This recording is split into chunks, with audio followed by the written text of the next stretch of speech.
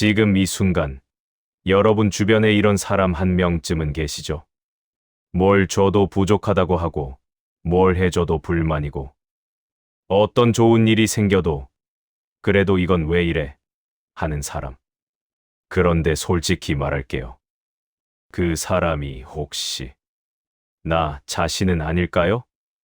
오늘 제가 드릴 이야기는 불편할 수도 있어요. 하지만 이걸 듣고 나면 여러분의 남은 인생이 달라질 수 있다고 저는 확신합니다. 옛날에 한 부자가 있었습니다. 논밭이 있었고, 집이 있었고, 가족이 있었어요. 남들이 보기엔 부러울 것 하나 없는 삶이었죠. 그런데 이 사람은 매일 아침 눈을 뜨면 한숨부터 쉬었어요. 저 집은 우리 집보다 크네. 저 사람 차는 우리 차보다 좋네. 저 집 자식은 서울대를 갔는데 우리 애는 왜? 하루도 빠짐없이 가진 것을 보지 않고 없는 것만 봤습니다. 어느 날 이 사람이 노인 한 분을 만났어요.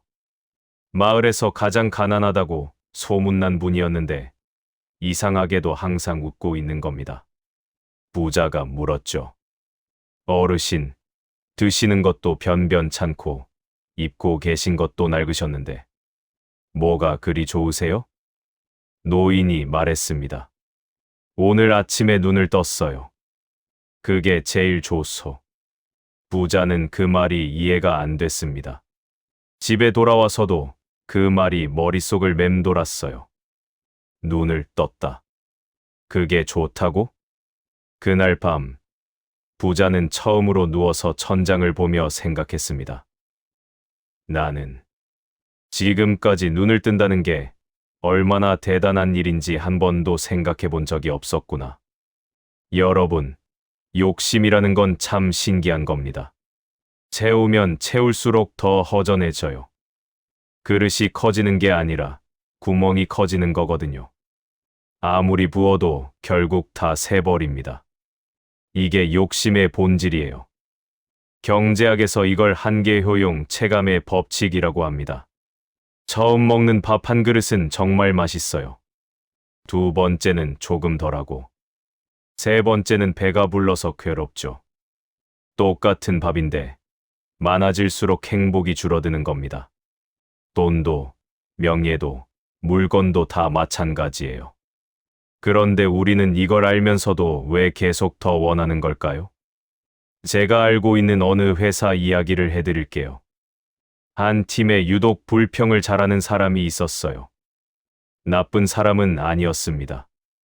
일도 못하는 건 아니었어요. 그런데 이 사람이 입을 열면 항상 이런 말이 나왔습니다. 이 회사는 왜 이렇게 복지가 없어?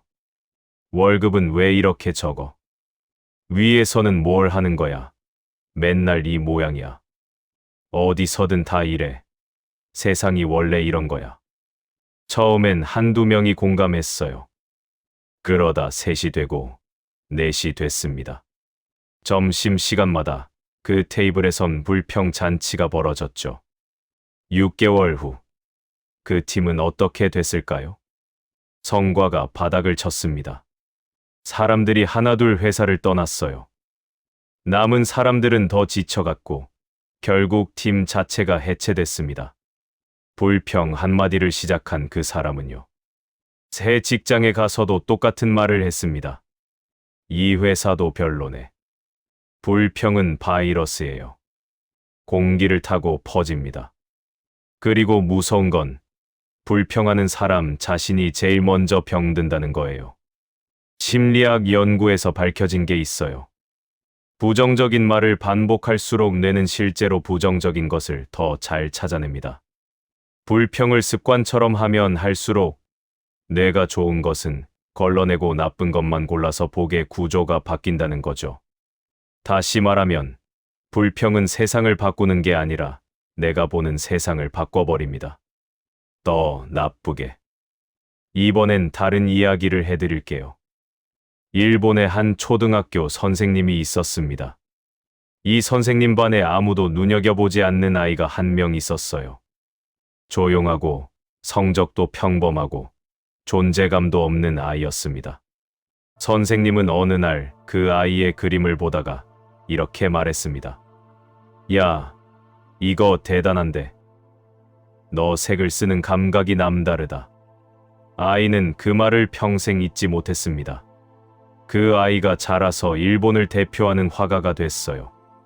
훗날 한 인터뷰에서 이렇게 말했습니다. 제 인생을 바꾼 건 선생님의 그 한마디였습니다. 그 순간 처음으로 나도 뭔가 될 수 있겠다는 생각을 했거든요. 칭찬 한마디. 그게 한 사람의 인생 전체를 바꿨습니다. 여러분, 생각해 보세요.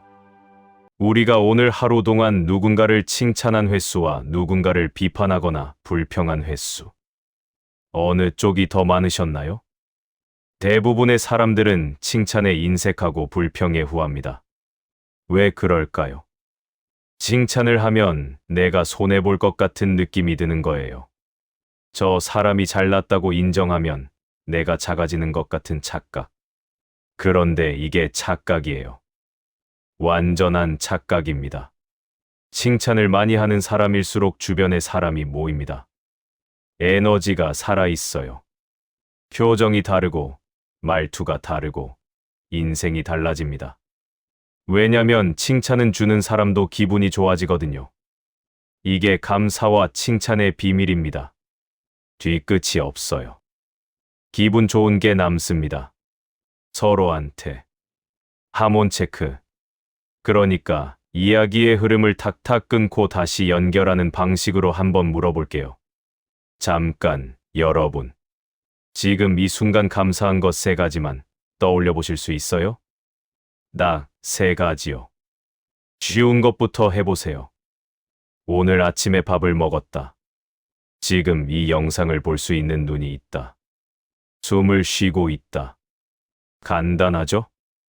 그런데 이걸 매일 하면 어떻게 될까요?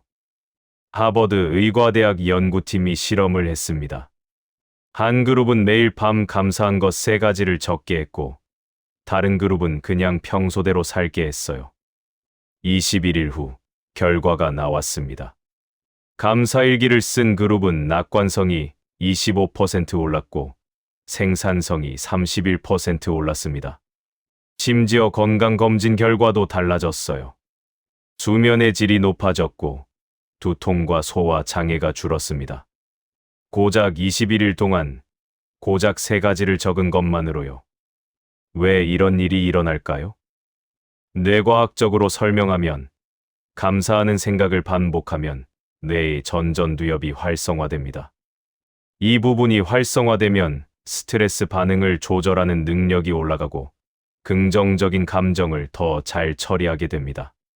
즉, 같은 상황에서도 좋은 것을 먼저 보는 뇌로 바뀌는 거예요. 불평이 뇌를 부정적으로 바꾼다면 감사는 뇌를 긍정적으로 바꿉니다. 선택은 우리가 하는 거예요. 여기 재미있는 비유가 있어요. 100칸짜리 집이 있어요. 99칸이 완벽하게 갖춰져 있습니다. 99칸에는 따뜻한 햇볕이 들고 편안한 침대가 있고 맛있는 음식이 가득합니다. 그런데 나머지 1칸이 조금 허름해요.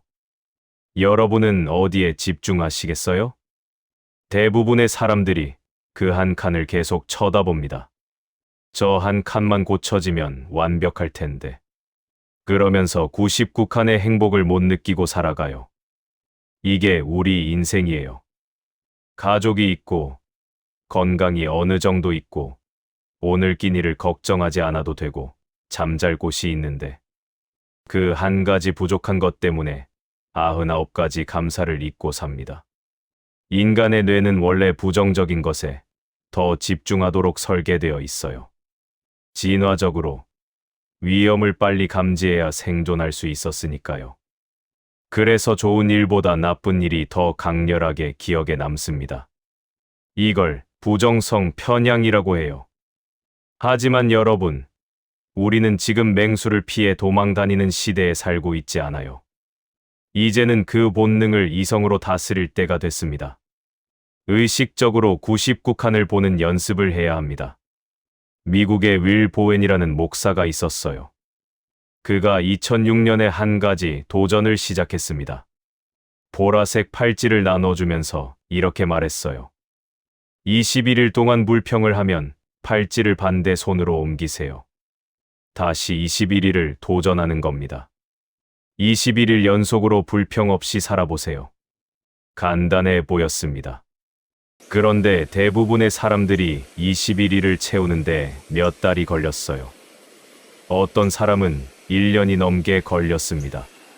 그만큼 우리가 하루에도 몇십 번씩 불평을 하고 있다는 거예요. 자신도 모르게. 그런데 이 도전을 완료한 사람들의 이야기를 들어보면 공통점이 있어요. 처음엔 불평을 안 하니까 답답했어요. 근데 시간이 지나면서 신기하게도 화가 덜 났어요. 불평 대신 해결책을 찾게 됐어요. 주변 사람들이 저를 대하는 태도가 달라졌어요. 제 표정이 달라졌다고 가족들이 그러더라고요. 불평을 멈추는 순간 에너지가 남습니다. 그 에너지가 어디로 갈까요? 문제를 해결하는 데로 갑니다. 사람을 살피는 데로 갑니다. 나를 성장시키는 데로 갑니다. 마지막으로 제가 가장 좋아하는 이야기를 드릴게요. 어느 마을에 90살이 넘은 할머니가 있었습니다. 할머니는 평생 가난하게 사셨어요. 남편도 일찍 여의었고 자식들도 멀리 살았습니다. 겨울엔 연탄 하나로 버티셨고 여름엔 낡은 선풍기 하나가 전부였어요. 그런데 동네 사람들이 이 할머니를 만나면 항상 기분이 좋아져서 돌아갔습니다. 비결이 뭔가 싶어서 누군가 여쭤봤어요. 할머니, 힘든 것도 많으실 텐데 어떻게 항상 그렇게 밝으세요? 할머니가 웃으시면서 말씀하셨어요. 나는 아침에 눈 뜨면 첫 번째로 하는 게 있어. 그게 뭔지 알아? 오늘 하루 감사할 거 하나 찾는 거야. 찾으면 하루가 거기서부터 시작되거든. 그게 다예요. 그게 다야. 뭐 거창한 게 있겠어. 오늘 햇살이 좋다. 이웃집 개가 짖는 소리가 정겹다. 무릎이 쑤시지만 일어날 수 있다. 그것만으로도 충분해. 할머니는 그해 겨울 조용히 돌아가셨는데 임종 자리에서도 마지막 말이 이거였다고 해요. 다들 와줘서 고마워. 오늘도 감사하다. 평생 감사를 입에 달고 사신 분이 마지막 순간에도 감사를 남기셨어요. 그 말을 전해 들은 사람들은 펑펑 울었습니다. 그리고 이렇게 말했대요. 나는 저렇게 살았나? 저렇게 죽을 수 있을까? 자, 여기까지 들으셨으면 이제 아실 거예요. 욕심에는 끝이 없습니다. 더 갖고 싶은 마음은 영원히 채워지지 않아요. 불평에도 끝이 없어요. 하나가 해결되면 다음 불평이 기다리고 있습니다. 그런데 감사에는 뒤끝이 없어요. 감사하고 나면 기분이 좋습니다. 그냥 좋아요. 뒤에 아무것도 남지 않아요. 칭찬도 마찬가지입니다. 누군가를 진심으로 칭찬하고 나면 이상하게 내 마음도 따뜻해집니다. 욕심과 불평은 에너지를 빼앗아 가지만 감사와 칭찬은 에너지를 만들어냅니다. 오늘부터 딱 하나만 해보세요. 자기 전에 오늘 감사한 것 한 가지만 떠올리는 겁니다. 아주 작아도 됩니다. 오늘 커피가 맛있었다. 날씨가 나쁘지 않았다. 누군가 문을 잡아줬다.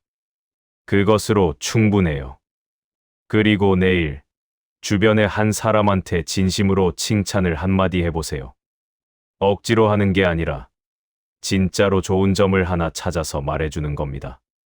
그 변화가 쌓이면 한 달 후 여러분은 달라져 있을 거예요. 반년 후엔 주변이 달라져 있을 겁니다. 욕심과 불평은 나를 갉아먹고 감사와 칭찬은 나를 채워줍니다. 어떤 걸 선택하시겠어요? 그 선택은 지금 이 순간 여러분이 하는 겁니다. 자, 여기까지 들으셨으면 이제 아실 거예요. 욕심에는 끝이 없습니다. 더 갖고 싶은 마음은 영원히 채워지지 않아요. 불평에도 끝이 없어요. 하나가 해결되면 다음 불평이 기다리고 있습니다. 그런데 감사에는 뒤끝이 없어요. 감사하고 나면 기분이 좋습니다. 그냥 좋아요. 뒤에 아무것도 남지 않아요. 칭찬도 마찬가지입니다. 누군가를 진심으로 칭찬하고 나면 이상하게 내 마음도 따뜻해집니다. 욕심과 불평은 에너지를 빼앗아 가지만 감사와 칭찬은 에너지를 만들어냅니다. 혹시 이런 생각 드셨나요? 맞는 말이긴 한데 내 상황은 달라. 진짜로 억울한 일이 있었거든. 진짜로 힘든 일이 있었거든. 그냥 감사하라고. 그게 말이 되는 소리야? 맞아요. 저도 그 마음 압니다. 감사하라는 말이 때로는 상처가 되기도 해요. 힘들어 죽겠는데 감사하라고 하면 오히려 화가 나죠. 당신이 내 사정을 알아 싶은 거예요. 그건 당연한 감정입니다. 그 감정 자체를 부정하려는 게 아니에요. 제가 드리고 싶은 말은 이겁니다. 억울한 감정, 화나는 감정, 슬픈 감정. 그건 다 있어도 됩니다. 느껴도 됩니다. 표현해도 됩니다. 다만 그 감정에 평생 집을 짓고 살지는 말자는 거예요. 잠깐 머물다 가는 손님으로 대하자는 겁니다. 왔다가 가게 두세요. 붙잡지 말고. 억울함이 찾아오면 왔네 하고 인정해 주되 그 억울함이 내 하루 전체를 점령하게 두지는 말자는 거예요. 감사는 억울함을 없애는 게 아닙니다. 억울함 옆에 감사를 같이 두는 겁니다. 오늘 이런 일이 억울했어. 근데 저녁에 따뜻한 밥은 먹었네. 이렇게요. 두 감정이 공존할 수 있어요. 사람의 마음은 그렇게 넓습니다. 그리고 한 가지 더 말씀드릴게요. 감사와 칭찬이 어려운 이유 중 하나가 뭔지 아세요? 우리가 너무 오래 불평하는 환경 속에서 살아왔기 때문이에요. 뉴스를 켜면 나쁜 소식이 가득하고 SNS를 열면 누군가의 불만이 넘쳐나고 대화를 나누면 어느새 누군가 험담으로 끝나는 경우가 많죠. 이런 환경에서 혼자 감사하고 칭찬하려면 솔직히 힘들어요. 물살을 거슬러 올라가는 느낌이 들기도 합니다. 그래서 저는 이걸 제안하고 싶어요. 나 혼자 하지 말고 한 사람을 같이 끌어들이세요. 가족 중에 한 명이어도 좋고 오래된 친구 한 명이어도 좋아요. 매일 저녁 카카오톡으로 딱 한 줄씩 주고받는 겁니다. 오늘 감사한 거 하나. 그것만요. 길게 쓸 필요 없어요. 오늘 날씨 좋았다. 점심 맛있었다. 손자 얼굴 봤다. 이거면 충분합니다. 이걸 2주만 해보세요. 신기한 일이 생깁니다. 상대방이 보내오는 메시지를 보면서 나도 모르게 웃게 됩니다.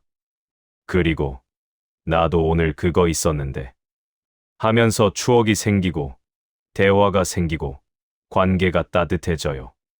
감사는 혼자 할 때보다 함께 할 때 2배로 커집니다. 자, 이제 정말 마무리를 해볼게요. 오늘 제가 드린 이야기들을 정리하면 이렇습니다. 욕심은 그릇에 구멍을 냅니다. 아무리 채워도 결국 빠져나가요. 불평은 바이러스처럼 번집니다. 나를 먼저 병들게 하고 주변까지 물들여요. 그런데 감사는 뇌를 바꿉니다. 같은 세상을 다르게 보게 만들어요. 칭찬은 사람을 바꿉니다. 한마디가 누군가의 인생 전체를 뒤집을 수 있어요. 이게 과장이 아니에요. 연구가 증명하고 수많은 사람의 삶이 증명합니다. 그리고 무엇보다 여러분도 이미 알고 계시잖아요. 살면서 누군가한테 진심 어린 칭찬을 들었을 때 그 기분. 아직도 기억나시죠? 수십 년이 지나도 그 말이 생각나는 분도 계실 거예요. 그게 바로 칭찬의 힘입니다. 뒤끝이 없는 게 아니라 좋은 뒤끝만 남아요. 불평은요. 불평은 해소되는 것 같지만 결국 더 큰 불평을 부릅니다. 뒤끝이 없는 게 아니라 나쁜 뒤끝이 계속 쌓입니다. 여러분, 우리가 살아온 세월이 적지 않습니다. 그 세월 속에 얼마나 많은 감사를 그냥 흘려보냈을까요? 얼마나 많은 칭찬을 마음속에만 품고 말하지 않았을까요? 얼마나 많은 불평을 쌓아두고 스스로를 갉아먹었을까요? 지나간 건 어쩔 수 없어요. 후회할 필요도 없습니다. 지금부터 하면 됩니다. 지금이 가장 이릅니다. 오늘 저녁 곁에 있는 사람한테 말 한마디 건네보세요. 오늘 밥 차려줘서 고마워. 당신이 옆에 있어서 다행이야. 내가 자랑스럽다. 어색해도 괜찮습니다. 처음엔 다들 어색합니다. 그래도 해보세요. 그 한마디가 그 사람의 하루를 바꿀 수 있어요. 어쩌면 그 사람의 인생을 바꿀 수도 있어요. 그리고 그 말을 건넨 여러분도 오늘 밤 조금 더 따뜻한 마음으로 잠들 수 있을 겁니다. 욕심과 불평에는 끝이 없고 감사와 칭찬에는 뒤끝이 없습니다. 어떤 걸 선택하고 살아가시겠어요? 그 선택이 지금 이 순간 여러분 손에 있습니다. 오늘도 끝까지 함께해 주셔서 진심으로 감사드립니다. 나무 아미타불 관세음보살